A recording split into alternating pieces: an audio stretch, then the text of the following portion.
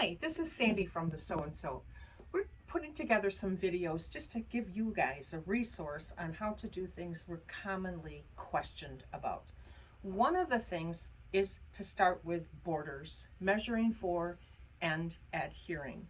So I am going to be using this quilt that's called Turning 20. And I know that it's measured 53 by 53.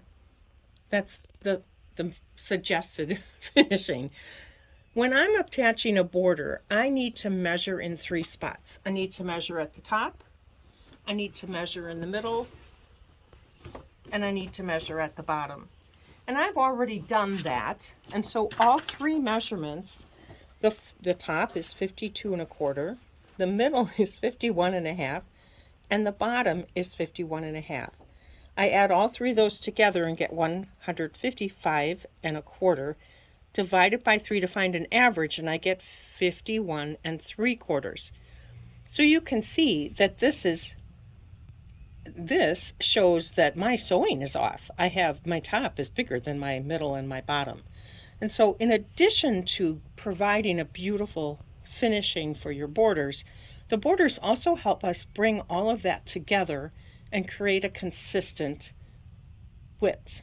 So I'm going to take my measurement and I'm going to cut for the top and the bottom. I'm going to cut 2 pieces that are 51 3/4. And so I've done that. And then I'm going to fold it in half and mark that half. And then from the outside, I'm going to fold into the middle. I already have these marked so that it's an easier visual. I'm going to fold it to the middle and fold it to the middle so that I have a halfway mark and 2 quarter marks. And then I'm going to take that halfway mark and I'm going to line it up to the halfway mark of my quilt. I'm going to take that quarter mark and line it up to the quarter spot of my quilt top and the end piece on the back. You can see that it's not the same. You can see that I've got some fabric to ease in there because they're different and I'm trying to make them more similar. So I attach that. Whatever piece is bigger, I'm going to put on the bottom so that my feed dogs can feed that all in and make that even. So on the top, my measurement is 51 1/2. My border is 51 3/4. So my border is bigger up here. So I'm going to flip this over and sew from this side so that the feed dogs feed that in. On the bottom,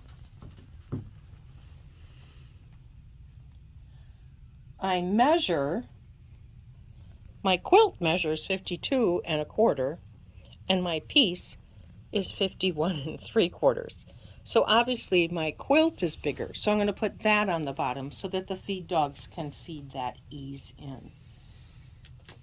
Rather than just slapping them on and dashing and being done with my quilt, it's really important to measure so that you get a consistent size from top to bottom.